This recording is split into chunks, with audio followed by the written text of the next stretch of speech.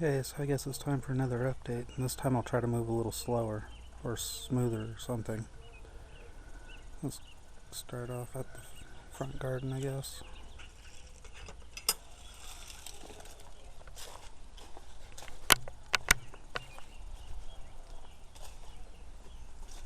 The water's on finally, the raw water. That's what we call the raw water. It's just straight out of the canal.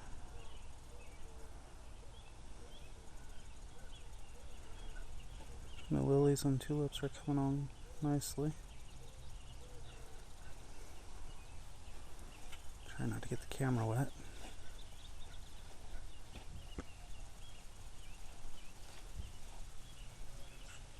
More lilies.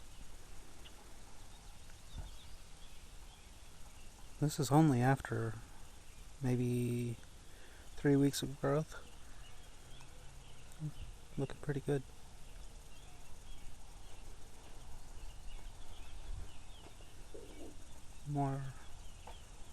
More lilies and tulips. Got some daffodils. I'm going to try to use the zoom on this one. Probably won't work.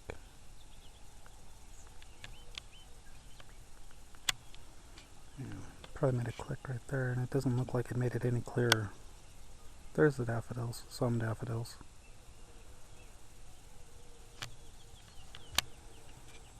Got some more over there. Our branch I need to prune out. Naked ladies. There's some more daffodils. Nice little bunch there.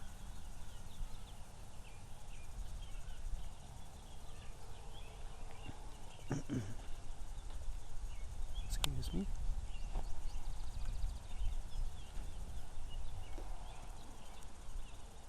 Here's a nice stand of naked ladies. Their foliage dies down and then they bloom on scapes.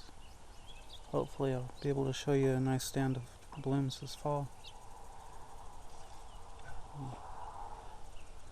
The cherry still has some blooms on it.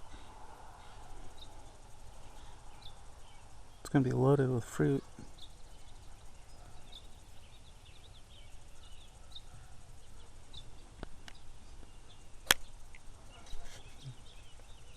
The apricot's done.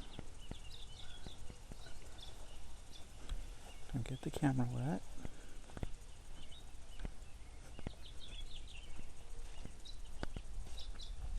The front garden's not too interesting. It hardly ever has.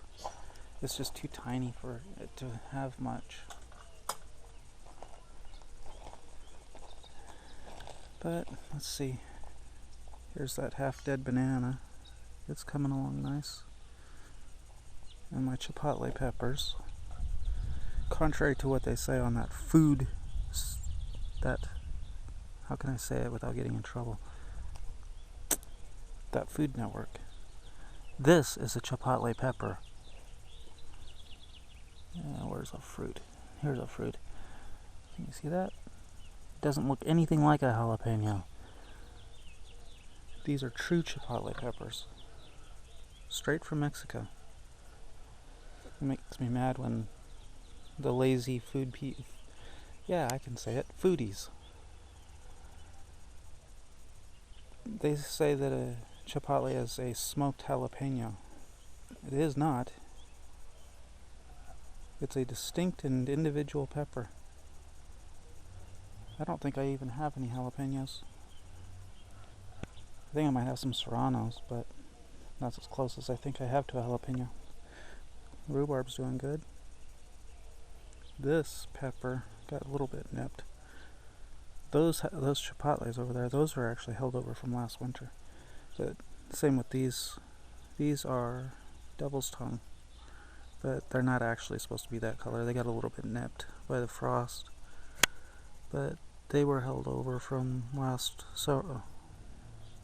I think I said last winter. Well, winter too, but I just take them inside in the wintertime, but they don't have any fruit yet. And there's some tulips I bred. They start out kind of a butter yellow, and then they turn pure white depending on the temperature when they actually bloom. Bred that one for my wife. Let's see, where should we go? The fig's doing nicely.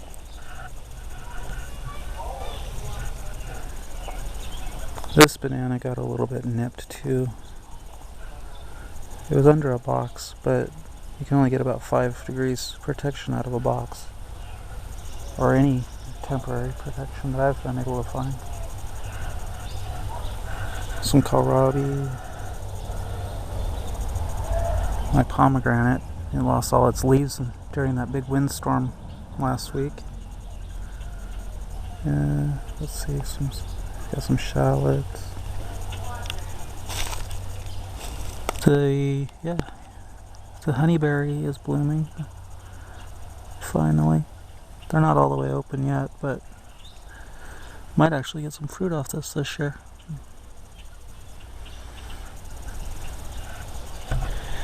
You'll notice the pipe's gone. It was fun to play with, but as a practical thing, it just wasn't. I mean, you wouldn't get enough food out of all of that effort. You may as well just dig a hole and plant the seeds that way with all the effort and fussing that it took to even just keep the water going. It just wasn't worth it. So, it's gone. It's actually laying over there, so if I want to give it another shot later, I can, but I'm not sure I'm going to. It was fun to play with for a little while, but that was about it. The Fuki's coming along. There's some nice little leaves. I don't know what happened to that one, but the next one came on okay, so same with those. And those are horseradish. I don't know if, yeah, they're coming along. Some green in there. This one I'm not so sure, but at least if I can get one. There's a big chunk of root in there, and if you put any piece of a horseradish root in, you're likely to get a piece of plant, and then it'll spread. But more rhubarb, some more shallots. They're doing good. Didn't have any transplant shock at all. Plums are blooming.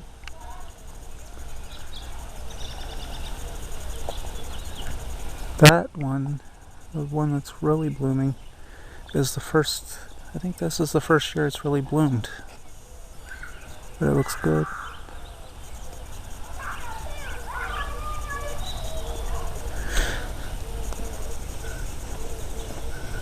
Got a couple flood tables built. These are temporary flood tables, and they're doing good. I actually turned off the water to both of them on the first, so that I could see just how much water they are using. That's been off, let's see, I don't know what today is, might be the 3rd. So 3 days, and it's gone down an inch, maybe, inch or two.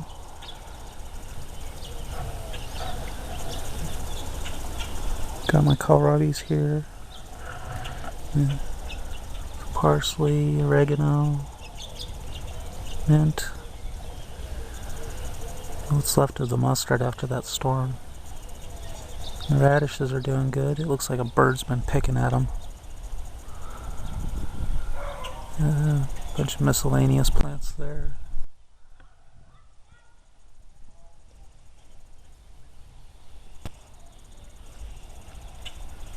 I'm gonna have to build a nursery flood table for, little things like that, because it's just too deep. Even that shallow one, that's only, I don't know, 3 or 4 inches, and it's still too deep. Let's see. Got the peas going.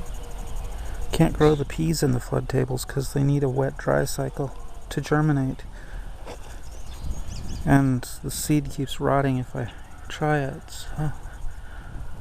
So they get beans too. All of the legumes get put in standard beds that are just really deeply dug. Seems to be fine for them. Let's see.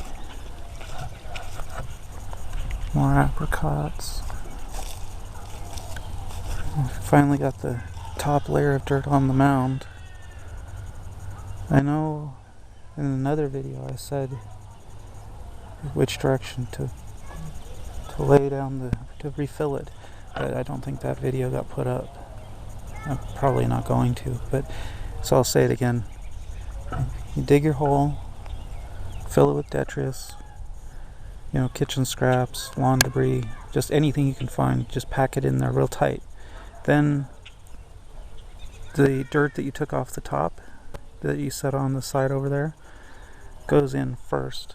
The second layer that you dug, that you had put over there, goes on top. If you were doing deep excavation, it would be just the opposite. It would be first, last in, first in, first out, last in. But when you're doing little diggings like this, you want last. Gosh, my brain hurts.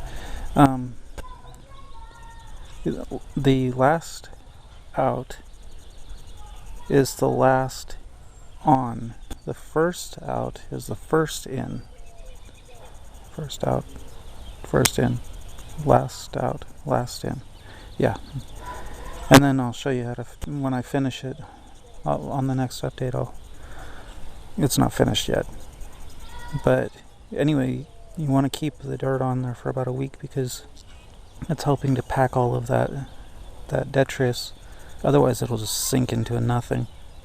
You don't want that. The water went off. The asparagus are coming up, but they're still too tiny for you to see, I think.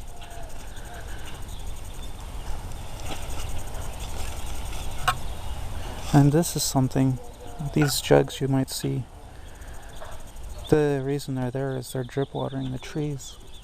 I don't have drips on them right now, and in the springtime it's easier just to set the jug to drip very slowly, and then just with a big hole in the top you can just use a watering can or something to refill it, and you don't have to mess with it. And you can just put one of those on a tree and it'll drip all day if you have it set right, and the trees appreciate it. Let's see. This plum's blooming nicely. This is the first time it's bloomed in earnest too. Got a bunch of this one that's blooming. This old mother tree died, but it's got several offshoots that are blooming nicely. It's another plum. Experimental TP with saran wrap.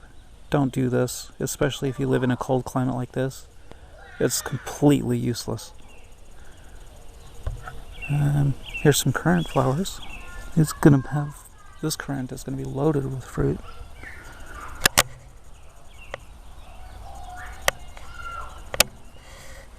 Just loaded. Let's see what else. Oh, here's the prototype for my new flood tables. This is how I would like to do them ultimately. Let me see if I can see. What we did was we just used cinder blocks and pinched the liner between pavers, and well, you can use pavers if these are just old bricks, but underneath the plastic down there we reused the bags that our potting soil comes in. They're going to go to a landfill anyway, so why not just use them as underlay? Save ourselves some money and keep them out of the landfill as long as possible. Obviously they're going to wind up there anyway because the plastic's going to be here for the next 35 billion years, but that's not true either. But it's going to be around a long time, so I figure why not just get more use out of it instead of throwing it out. And then I have this line here. I'm going to take that off, and then this will fill it and keep it full. It actually goes up under here and through just between the bricks. Good way to hide it and keeps it tidy. But this is what I hope to be able to make for... I'm hoping to redo those to be like this, but these are kind of pricey. No more pricey than that pipe was, though. And this way we actually can grow food. The pipe is fun to play with, but it's just not practical. Let's see, we got gooseberries here, and they're blooming. Yep, right there's a nice bloom. Oh, you're not going to be able to see it probably. They're really tiny. It's just starting to bloom, so when it gets going, it'll have just tons of these little bells. Well, I don't really, can't really call them bells, can you?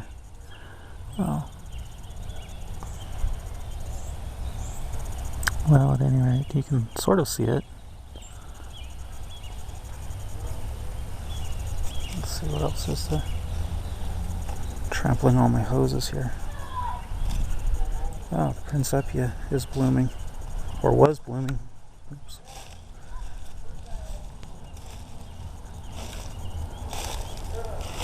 Yeah, it's still blooming. They're a little faded, but I think they're just about done.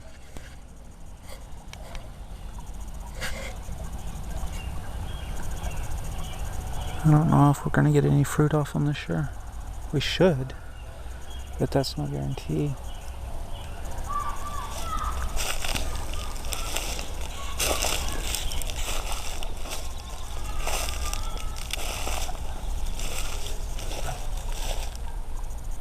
This, I'm having trouble with seeing what I'm doing now. The sun's behind me, so I can't see. I was going to point out these are sea berries, and the way in the early spring that you can tell if they're male or female is these little brown things. I don't know if you can see them. The males have these little brown things, and they're the first to leaf out. The females don't have any distinguishing markers, I guess. And the easiest way to tell on those is wait till fall. They're the ones with the fruit. But there's the pipe. I guess that's about it for now. Can't think of anything. Well, I guess that's it for this one. It's almost 20 minutes long, so I'll see what I can come up with for another one later.